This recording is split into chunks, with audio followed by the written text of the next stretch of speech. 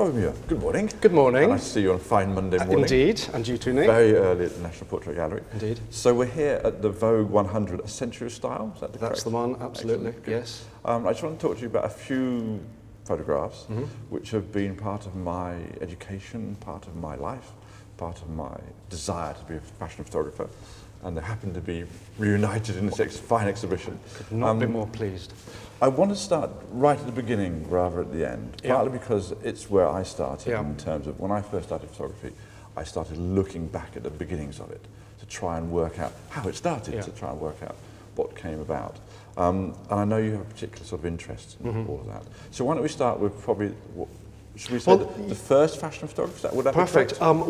We'll start with Baron de Meyer, Adolph de Meyer. He is universally recognised as the very first professional fashion photographer, the founder of it all. He's put under contract to US Vogue in 1914 on a salary of $100 a week, which Sounds astronomical. it's $2,500 in modern terms, $2,500 a week.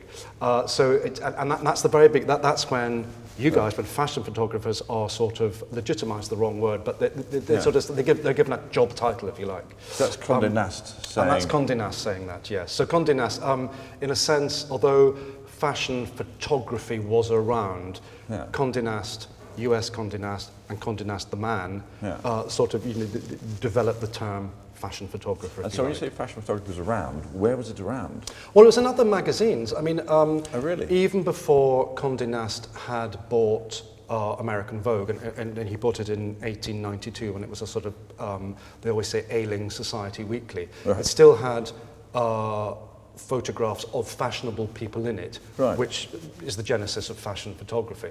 And the clothes would be discreetly pointed out that Madame X is wearing something by whatever. But it is really Condé Nast. I think it's fair to say that actually invents the term for us, or conveniently for us, the term fashion photographer. And at that He's point, the first one. Was the magazine mainly full of fashion illustration? Is that what there's a lot of... So Condé Nast buys US Vogue in 1892, and that is the golden age of fashion illustration. So there's an awful lot of wonderful fashion drawings by Lepat, by Benito, all the great names of that sort of golden age. But he's very, very keen to promote photography more. And did the fashion illustrators take that pretty badly, or was it... I think that they sort of managed to sort of cohabit in some sort of harmony. I mean, Condé Nast was, it's no secret in those days, he was a very good employer, as in he would, the contracts he gave his favourite photographers and his favourite fashion illustrators were generous. So they probably sort of bit their tongues for a little bit and sort of existed happily for a bit. I know we've got to talk about this, but I just as you're talking about Condé Nast, what do we know about him? Where does he come from? As a man? Yes. Oh, well, he was... he was from St. Louis, Missouri. Right. He started life, professional life, I think, as an executive for Collier's Weekly, which was another fashion come society magazine. He'd been at school or college with the son of somebody Collier, who was the owner, and he, I think it's true that he became that sort of advertising director, and within a few years, I seem to remember reading it recently, he turned the advertising revenue for Collier's from $5,000 a year to something approaching, and this is we're talking early $2 million on advertising alone. So, there's something sparked. Yes. And I guess with some sort of available funds, he then came across this, as I said, ailing society magazine, Vogue, and bought it in 1892. And, it really targeted the sort of wealthy New York metropolitan elite. These the magnet that drew out the gold, he used to call them, because these are the people that he could direct everything at, and they would buy. And so it happened. And in 1916, he founds British Vogue. Right. So American Vogue first. American Vogue first, 1916 British Vogue, and I think I'm right, 1920 or 21, I can't quite remember now, but 1920 is the third one, is French Vogue. Excellent. Sorry, no, after you. I was going to say British Vogue, peculiarly, is founded in the middle of, the sort of height of the First World War, which we always think is a very peculiar time to do it. But a world war wasn't going to stop Condé Nast launching the magazine he said he would. Not. No, world war gets in the way. Let's get to our photography while we're here. Yes, well, this is Baron Adolph de Meyer, as we said. A fantastic man. There's lots of stuff going on, but tell me a little bit about the man. Well, we don't know that much about him. We think that the Baron is a conceit, completely invented title. Yeah.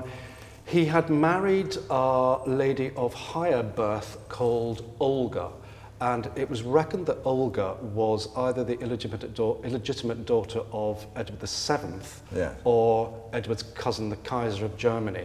And she had to be somehow legitimized, so they gave her a title, and by default he becomes a baron. Yeah. And of course that's fantastic for Condé Nast and the Vogue readership. They quite like a sort of, it taps into that sort of higher echelon thing that Condé Nast is hoping to, is striving for. Because he was he was very gay. Very gay, yes. She was very gay. I believe so, and it sort of rather happily sort of cohabited, and it sort of worked. And in 1914 he becomes as I said, the first sort of fashion photographer put on the payroll at $100 a week, and off he goes. But I like this picture, the particular one. I was really pleased we were able to get it, because it shows the model that is gazing into the crystal ball is called Dolores. Yeah. And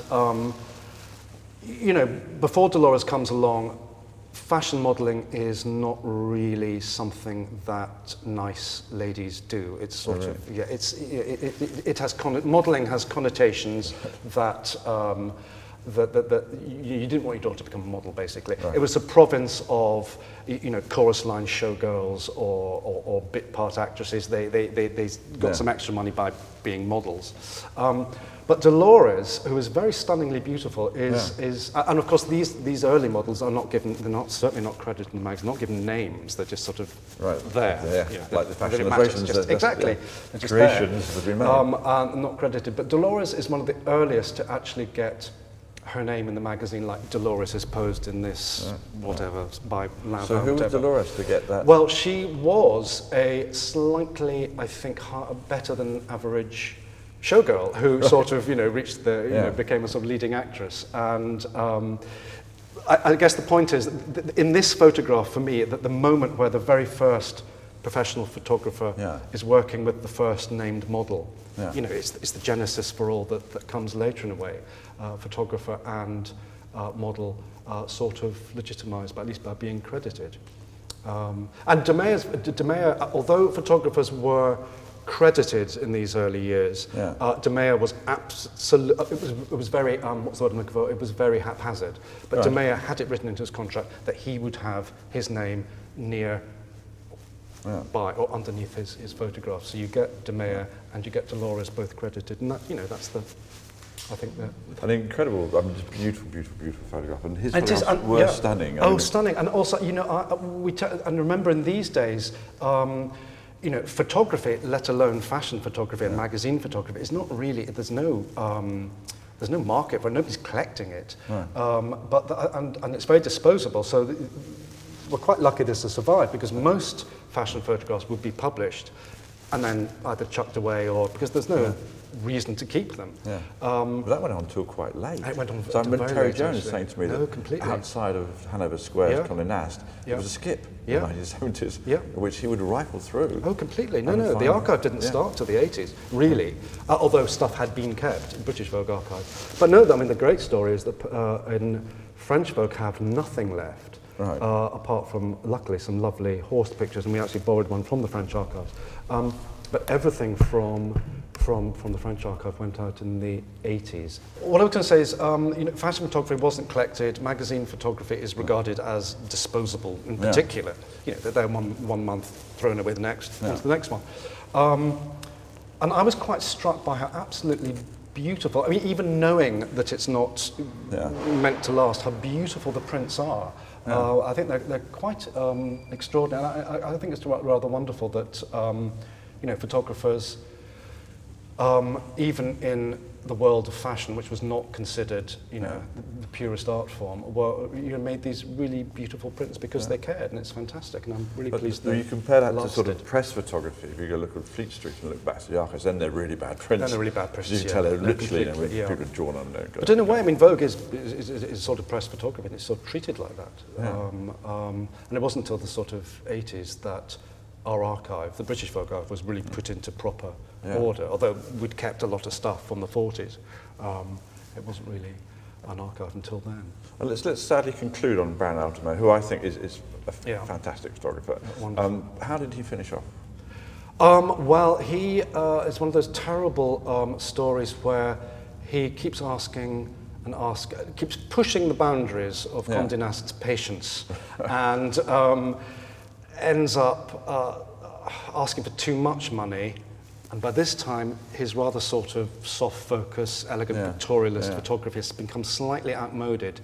So he's in danger of becoming outmoded quite quickly. Yeah. Pushes his luck, storms off and starts to work for Vogue's rival Harper's Bazaar. Oh, he does, doesn't he? Yeah, and it's all a bit downhill after that. Really? And dies rather sort of penniless and sort of broken man. Right. And there's some wonderful letters, because he'd started as a pictorialist photographer, very, very serious, in touch with Alfred Stieglitz and camera work and so on. And there's a very sort of plaintive letter that's written to Alfred Stieglitz where de Meyer says, "I didn't betray photography, did I, by going into the commercial world?" And Stieglitz writes back gratifying, "No, you did not. You did the right thing." That's nice of Stieglitz. Which is very nice, whether he believed it or not, but it's rather charming to have broken a sort of rather older, elderly man.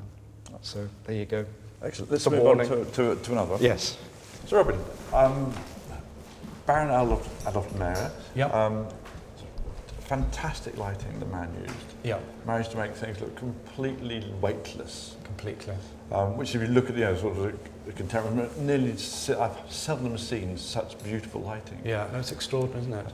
And as you said, a rather risque photograph. Well, that's we are. I guess we are photographing sort of backlit through this sort of rather diaphanous dress, and where it's kind of seeing the silhouette of the model's body, which was unusual. It's a pretty risque one.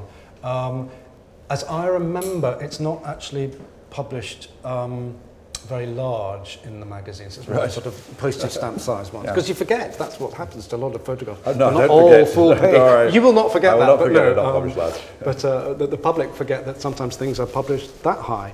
Yeah. And I think that was one of them.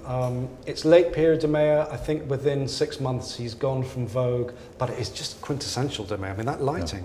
Yeah. I mean, it's just, and the reflection, I don't know what's on the, it just, everything is right about it. But it's a very, sorry to interrupt, but it's a very different thing, because he's not saying this is like painting. He's not saying this is like daylight falling on my subject. No, not at all. This is a sort of completely modernist artificial, absolutely, but it's there's no pretense to real life there at all. I mean, nobody would actually wander out in the street walking like that or posing like that, which is why, going back to his models, to have to find models, or for models to be drawn from the stage and from music halls and variety and so on, that they brought their lives into it, so they instinctively know how to pose, if you like. But in a way, his lighting is more akin to stage lighting. Oh, absolutely, yes, absolutely. It isn't. It's quite interesting, because although he's a very romantic photographer and it's very soft focus and very delicate, it's not a modernist photographer. No. But this is lighting from the showtime, from absolutely. vaudeville, from absolutely. from the stage. I think you're absolutely right, and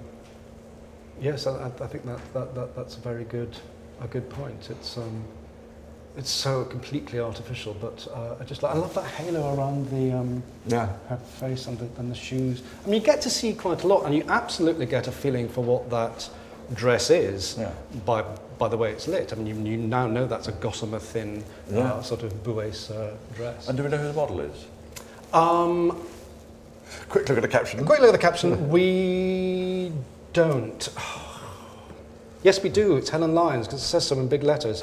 And Helen Lyons was, I mean, she was generally drawn from, she was a stage performer. Was she? I think she was in a very early Cole Porter musical. I mean, very, very early, called something like Music Box or something like that. Right. But she never rises much beyond that. I mean, she disappears into obscurity, I'm afraid. Or at least to me, Vogue's terms, just business obscurity. I'm sure it's a thrilling life afterwards, but I've not been able to find out where it was. Right. Unlike Dolores, who became this yes. English milady.